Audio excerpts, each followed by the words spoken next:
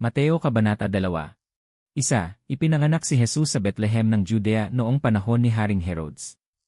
Pagkatapos nito, may mga pantas na lalaki mula sa silangan na dumating sa Jerusalem. 2. Nagtanong sila na saan ang ipinanganak na hari ng mga Judyo. Nakita namin ang kanyang bituin sa silangan, kaya naparito kami upang sumamba sa kanya. 3. Nang marinig ito ni Haring Herodes, nabahala siya, pati ang buong Jerusalem. 4. Tinipon niya ang mga punong pari at mga tagapagturo ng kautusan at tinanong kung saan ipapanganak ang Kristo. 5. Sumagot sila sa Bethlehem ng Judea sapagkat ito ang isinulat ng propeta. 6. At ikaw, Bethlehem sa lupain ng Juda, ay hindi pinakamaliit sa mga pinuno ng Juda. Sapagkat mula sa iyo ay magmumula ang isang pinuno na magpapastol sa aking bayang Israel. 7. Palihim na ipinatawag ni Herodes ang mga pantas at maingat na tinanong kung kailan unang lumitaw ang bituin. 8. Pagkatapos ay pinapunta niya sila sa Bethlehem at sinabi, hanapin niyong mabuti ang bata. Kapag natagpuan niyo siya, bumalik kayo at ibalita sa akin, upang makapunta rin ako at sumamba sa kanya. 9. Pagkatapos marinig ang hari, umalis sila. Ang bituing nakita nila sa silangan ang nanguna sa kanila hanggang sa huminto sa ibabaw ng lugar kung saan naroon ang bata. 10. Labis silang nagalak nang makita nila ang bituin. 11. Pagpasok nila sa bahay, nakita nila ang batang si Jesus kasama ang kanyang inang si Maria. Lumuhod sila at sumamba sa kanya.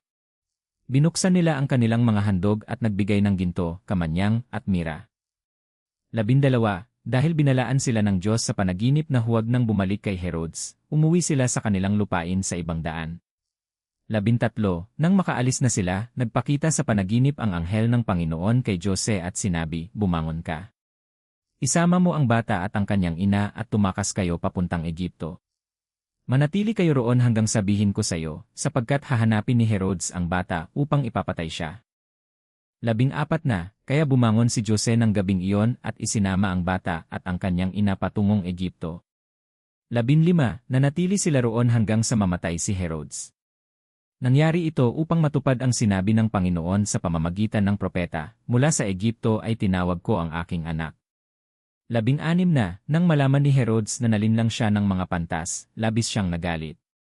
Iniutos niyang ipapatay ang lahat ng batang lalaki sa Bethlehem at sa mga karatig lugar na may edad na 2 taon pababa, batay sa panahong nalaman niya mula sa mga pantas. 17. Sa gayon ay natupad ang sinabi ng propetang Jeremias. 18. May tinig na narinig sa Rama, panaghoy at matinding pag-iyak. Tinatangisan ni Raquel ang kanyang mga anak at ayaw niyang magpaaliw sapagkat wala na sila. 19. Pagkamatay ni Herodes, nagpakita sa panaginip ang anghel ng Panginoon kay Jose sa Egipto. 20. Sinabi niya, bumangon ka. Isama mo ang bata at ang kanyang ina at bumalik kayo sa lupain ng Israel, sapagkat patay na ang mga nagtangkang pumatay sa bata. 21. Kaya bumangon si Jose at isinama ang bata at ang kanyang ina pabalik sa lupain ng Israel. 22. Ngunit nang mabalitaan niyang si Arkelao ang naghahari sa Judea kapalit ng kanyang amang si Herodes, natakot siyang pumunta roon. Dahil binalaan siya ng Diyos sa panaginip, nagtungo siya sa lalawigan ng Galilea. 23. Nanirahan sila sa bayan ng Nazaret. Sa gayon ay natupad ang sinabi ng mga propeta na siya ay tatawaging Nazareno. Pangwakas na mensahe. Kung natapos mo nang basahin o pakinggan ang mga kasulatang ito, at nauunawaan mo ang kanilang mensahe, idinadalangin ko na ang banal na espiritu ang siyang gumabay sa iyo, magpanibago sa iyo, at magbago ng iyong buhay. Habang sinusunod mo ang mga utos ni Jesus, hayaan mong kumilos ang banal na espiritu sa iyo.